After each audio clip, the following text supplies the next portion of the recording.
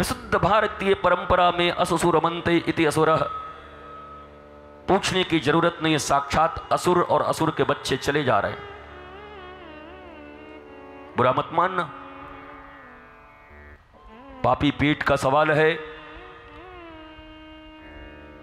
और शरीर तक की भी विद्या पूरी नहीं है।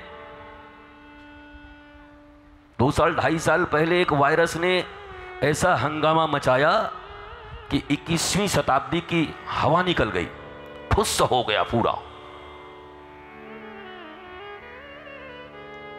ये तो धन्य हो भारतीय आध्यात्म आयुर्वेद,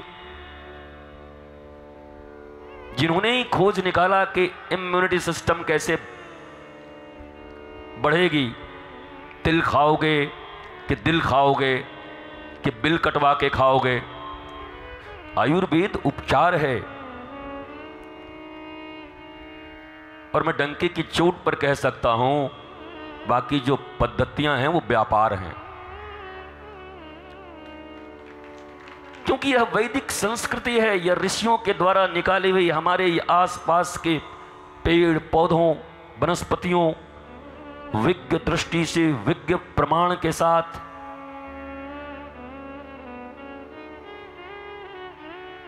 उन औषधि और रसायनों का उन ऋषियों ने, मनीषियों ने भगवान धन्वंतरी की कृपा से आपके इस शरीर को भी ठीक करने का अगर सही सही कहीं कोई उपाय है तो वो भी भारतीय सनातन संस्कृति में है। तो शरीरों से गए तुम, चलो शरीर की विद्या में अगर निष्णात होते असुर महोदय असुसुर मनते, वो भी नहीं हो, वो भी घुटना टेक गए, सारी दुनिया घुटना टेक गई। जो सुपर पावर थे वहां पर जितनी डेथ्स हुए, जितने लोग मारे गए, जिस कदर लोग मारे गए, जिस तरीके से लोग मारे गए। भारत में तो चलो कहते हैं हॉस्पिटल कम है, चिकित्सा की व्यवस्था कम है, पर जो सुपर पावर थे उनके डेथ रेट देखा आपने, उनकी मृत्यु देखी आपने। इटली वीरान बन गया, मिलान जुदाई बन गया, मिलान।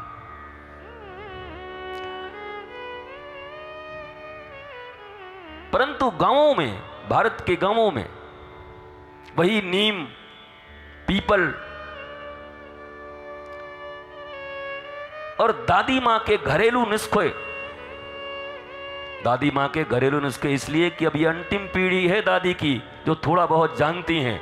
अब की दादियां तो अब यही लोग होंगी, हम ही लोग होंगे। अब हम लोग कैसे दादा दादी बनेंगे समझ लो, तुम्हारी औलाद कैसे दादा बनेंगे तुम समझ लो। Who is Ram? पापा राम कौन है? ये लोग, एक कार्टून दिखा था मैंने कि एक बच्चा कह रहा है कि चिंता मत करो, 50-60 साल के बाद हम ही अंतिम पीढ़ी के दादा होंगे, हमको भी लोग कहेंगे बड़े गुणी ज्ञानी हैं।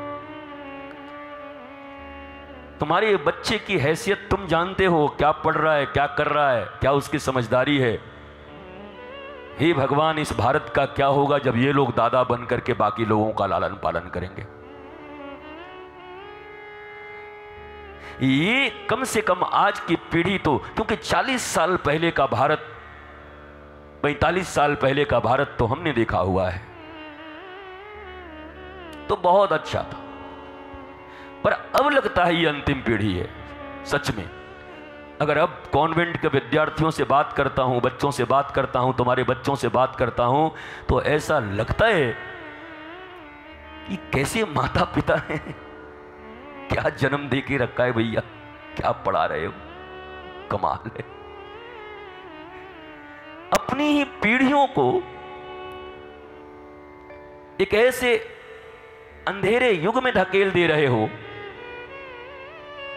केवल चंद रुपए के कारण, कुछ बीएचके के कारण, एक सड़ी हुई गाड़ी के कारण। हालांकि जिंदगी तुम्हारी ठीक नहीं है, तुम बड़ी मुश्किल से कमा के जब तक एक गाड़ी खरीदते हो, यहां तो प्रति घंटे नए नए मॉडल आते हैं, मोबाइल हो, गाड़ियां हो, तुम्हारी वासनाएं मिटेंगी कैसे? तुम बड़े बनोगे कैसे? कोई सी गाड़ी खरीद के ले आओ, क्या हो जाएगा? तो ये जो अंधकार है, ये जो वासनात्मक दृष्टि है अपनी संतानों को दे रहे हो, और वैज्ञानिक और प्रामाणिक तौर पर इसलिए कह रहा हूं कि भारत के नागरिक हो, आरटीआई डालो। आरटीआई एक्टिविस्ट हो ना, डालो। अब पता करो कि पागल पहले ज्यादा थे कि अब हैं। पता करो कि डिप्रेसिव पेशेंट जो भी हैं वो पर ईयर कैसे बढ़ रहे हैं भारत में। अमेरिका की बात छोड़ दो, वो तो गए, स्वीडन गया, वो लोग गए, उनका कोई पता नहीं। 60, 70, 80% तक साइको पेशेंट। लेकिन तुम्हारे भारत की हालत क्या है? रोजगार के आरटीआई डालते हो तो एक बार पागलपन का भी आरटीआई डाल लो, उसको भी प्रकाशित करो लोगों के सामने, ताकि भारतवर्ष के प्रत्येक जनता, माता पिता, दादा दादी देख सके कि हमने अपने भारत को इतने वर्षों में क्या दिया। पागलपन दिया, विकास दिया, आध्यात्म दिया, आने वाली पीढ़ियों को क्या दे रहे हैं? नहीं डालोगे, सेमिनार करोगे, बिस्लरी के बंद बोतल लेकर के बैठ के सेमिनार करेंगे। किस पे? ग्लोबल वार्मिंग पे। और 50 बार फ्रिज खुल चुका होगा उसी सेमिनार के लिए। ओजोन की परत ढीली हो चुकी होगी, 500 एसी चल रहे होंगे, और ये ग्लोबल वार्मिंग पर सेमिनार कर रहे हैं पाखंडियों। हद हो गया। और हम भी कर रहे हैं, यहां एसी लगा के तुम्हारी तरह बात कर रहे हैं, यहां भी एसी लगा हुआ है। ये एसी काम कर जाएगी, क्योंकि इस एसी का प्रयोग करने वाला वो आदमी बैठा है जिसके हृदय में ईर्ष्या की आग नहीं जल रही है, भीतर से भी कूल कूल है और बाहर से भी कूल कूल है। तुम तो भीतर से जल रहे हो, अभाव है, वासना है, ईर्ष्या की आग है, अभाव की भट्टी में जल रहे हो। हमको क्या मिला, हमारे दादाजी ने हमको क्या दिया, हमारे देश ने हमको क्या दिया, हमारे भाई ने हमको क्या दिया, चारों तरफ बेरोजगारी फैली हुई है। हे भगवान, क्या होगा हम लोगों का? कितने आग हैं तुम्हारे भीतर।